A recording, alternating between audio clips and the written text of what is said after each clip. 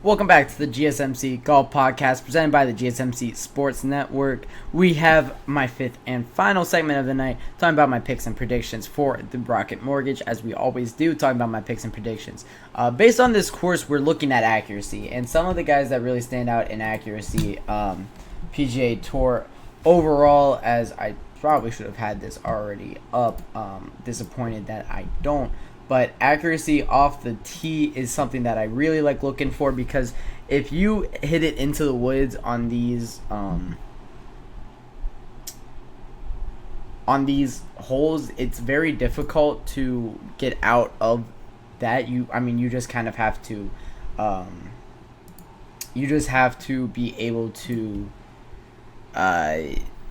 punch out, basically, and you're not gonna give yourself a good shot. There it is, driving accuracy percentage. I had to scour the PGA Tour website, but for accuracy percentage, some of the guys we're looking for: Aaron Rai, who's in the field, 8th in accuracy percentage. I believe he might be the highest in the field up there. Tom Kim, 13th. I don't think JT Poston is in this field, but if he were, he's 10th. Akshay Bhatia is 20th, one of the best in accuracy, above the names of like Ludwig Goldberg, Chris Kirk. Rory McIlroy is 27th.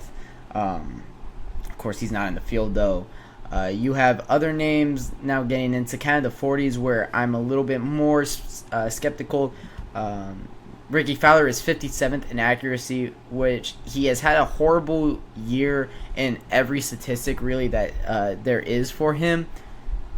He's a very accurate golfer, and he kind of has always been. So for Ricky Fowler, if he is able to kind of use that to his advantage, that would be huge for him. 41st in accuracy percentage, 25th in left rough tendency. That means he stays out of the left rough a lot. Right rough tendency, 60th, so a little bit worse. But total driving efficiency is 13th, which is fantastic. Proximity to hole is 129th, so that's another thing to be a little bit worrisome for. However, Ricky Fowler went out and won this thing last year, so he knows how to get it done at this golf course, and he is 5th in betting odds at plus 1,600. One name that really stands out to me is his. If there's going to be a tournament that he needs to kind of turn it around at, I think it is this Rocket Mortgage Classic. But there are some names ahead of him that I like a little bit more than him specifically. Nick Dunlap I like a lot, who is plus 3,500, so I think is very has great value in him, and I think that he can definitely go out and win this thing. Plus 3,500, plus 700 for a top 5. I think that might be my best bet. If you guys want to kind of trail anything from what I say here, I would say that it is a top 5 from Nick Dunlap, who has gone out and already won on tour. Won as an amateur, has not been able to win since he got his tour card from winning. However, this guy has what it takes to be able to win. I like Nick Dunlap a lot. I like Nick Dunlap a lot. Another guy that I like a lot is Will Zalatoris. However, I don't want to bet on him to win until he's able to just kind of go out there and do it. Go out there and be in the top 10 more consistently than what I've seen. Nick Dunlap won at the Amex earlier this year, of course, but just looking at his stats a little bit, fantastic putter. Of course, what I said, looking at his accuracy, he is this year, so he's supposed to be an amateur, right? He's 20 years old, but this year, from total driving 78th, driving accuracy is 123rd, so about middle of the pack, hitting 60% of his fairways. But like I said, a lot of this year was him adjusting, so I do cut him a little bit of slack that I want to cut other guys. So I do like Nick Dunlap a lot in this one. Aaron Rai, who I mentioned is top 10 in total driving accuracy. He is towards the top of the leaderboard, and that makes sense. He's tied for 4th at 6 under with Eric Cole, just 2 shots back of Akshay Bhatia in the lead. I really like him. Plus 1,100 to win this one. He definitely can go out there and get it. Akshay Bhatia is a guy that I really love, has been playing fantastic golf as of late, tied for 5th at the Travelers, now has a chance without the big names in the field to go out and win one. The 22-year-old has been knocking on the door lately, and he can definitely blow it down. He's minus money to be in the top 5 and minus 275 for a top 10 finish. That's impressive for a guy like Akshay Bhatia. He can definitely go out there and get this tournament. But I think his prices are a little bit too steep. I say I would avoid them personally, but I don't tell you guys what to do with your money for a reason.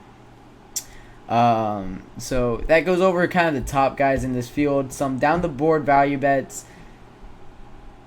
I've got to do it, right? I've got to do it. Neil Shipley plus 9,000. If you put $10 on him, you get $900 if he were to win. That's not that bad for a guy that you don't know. He might just be able to go out there on the PGA Tour courses and just he plays very well with that, with the momentum in his back, with the crowd right behind him in pressure situations.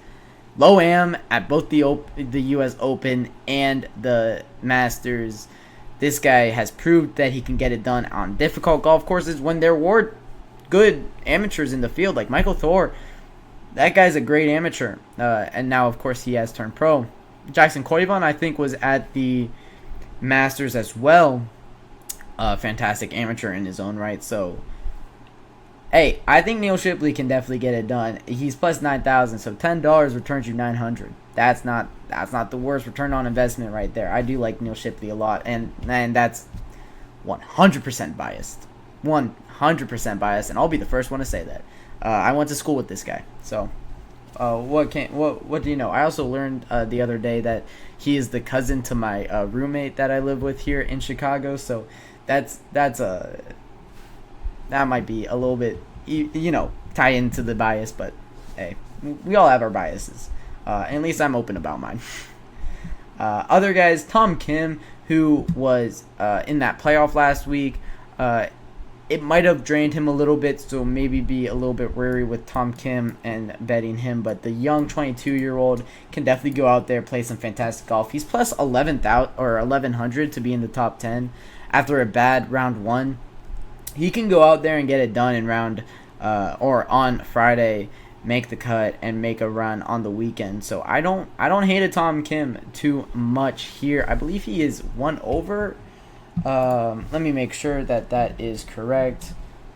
Tom Kim is 1 over on the He finished 1 over. He is tied for 115th right now, which is a little bit far away, but hey, you always gotta start somewhere. And he can definitely go out there and shoot a 62 tomorrow, and then we're looking at him towards the top of the leaderboard, like, oh, what happened?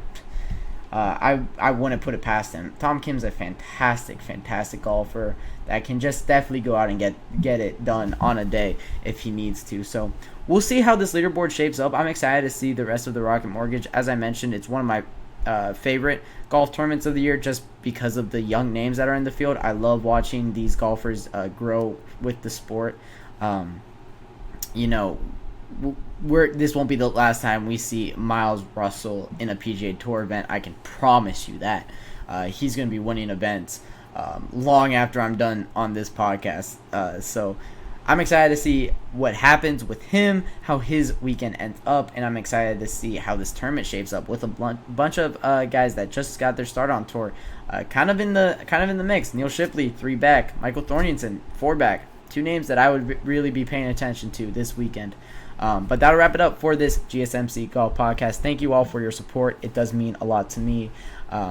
Don't forget to like and subscribe on YouTube if you are watching it on that. Rate us on whatever podcast network you guys are watching or listening to this on. It does really help a lot for the GSMC Sports Network and me at the GSMC Golf Podcast.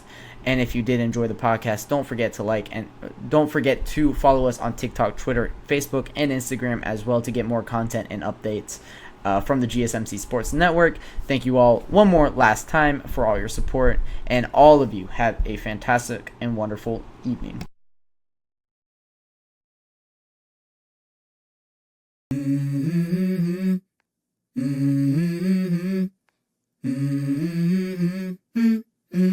Let's go. I wake up to a little bit of drool on my pillow, feel like it's gonna be a bad